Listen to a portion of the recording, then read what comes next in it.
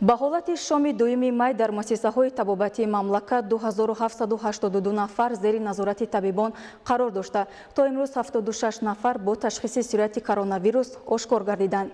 2 ҳолати фавти шаҳрвандон аз ин беморӣ ба қайд гирифта шудааст. Дар як шабонарӯзи охир 217 нафар пас аз гузарондани ташхису муоина дар ҳолати қаноатбахш аз муассисаҳои табобатӣ ба хона ҷавоб дода шуданд. тавре мутахассисон иттилоъ медиҳанд, роҳи аз ҳама осони пешгирӣ аз бемориҳои сироятӣ ин риояи ҳатмии гигиенаи шахсӣ мебошад. бахши дигар аз тадбирҳои пешгирикунанда риояи тарзи ҳаёти солим, машғул шудан ба варзиш ва бо ин васила баланд бардоштани иммунитети бадан мебошад. гузориши хабарнигорони мо. риояи қоидаҳои гигиенӣ боис мегардад ки шахс пайваста солим бошад ва сироятёбӣ ба ҳар гуна бемориҳои гузаранда танаш ҳифз карда шавад. баланд бардоштани маърифати санитарию эпидемиологии аҳолӣ низ аз бартариятҳое мебошанд ки дар ин самт метавонанд таъсири мусбат гузоранд. риояи оддитарин қоидаҳои гигиенаи шахсӣ бояд нахуст дар оила, дар мафкури кӯдак ҷой карда шавад. сипас ин масъулият меафтад ба дӯши ҷомеа. табиби ҳар як инсон худи инсон аст. пеш аз оне ки мо бемор нашавем, хоҳем агар бемор нашудан, мо бояд гигиенаи шахсиро аз худи ҳамон хонаи худ оғоз намоем.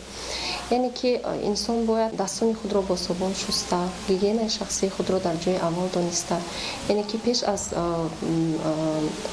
омода намудани ғизо, пеш аз истеъмоли ғизо ва ҳамаи тамоми сабзавоту меваҷотҳоро бояд бо оби тоза шуста, дастонро бо оби тоза, оби равон ва бо собун ва сачоқчаҳои яккаратта хушконида ва боду ҳавои хонаро тез тоза намуда. барои нигоҳ доштани иммунитети бадан бояд ба истеъмоли ғизо аҳамияти махсус зоҳир намуд, зеро ғизои солимро кафолати саломатӣ меҳисобанд.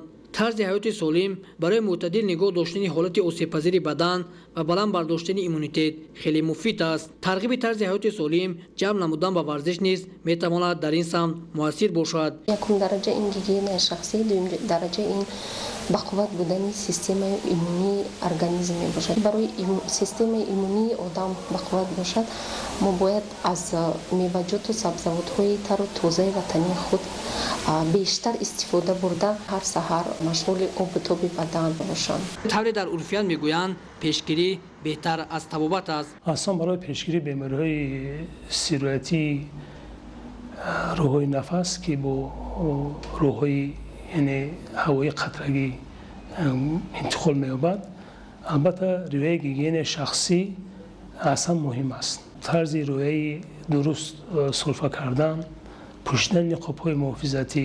аз ин рӯ бояд ҳар як шахс маърифати баланди риояи қоидаҳои гигиениву эпидемиявиро дошта бошад. бобокон амизода, ҳафизуллои саъдулло, ахбор.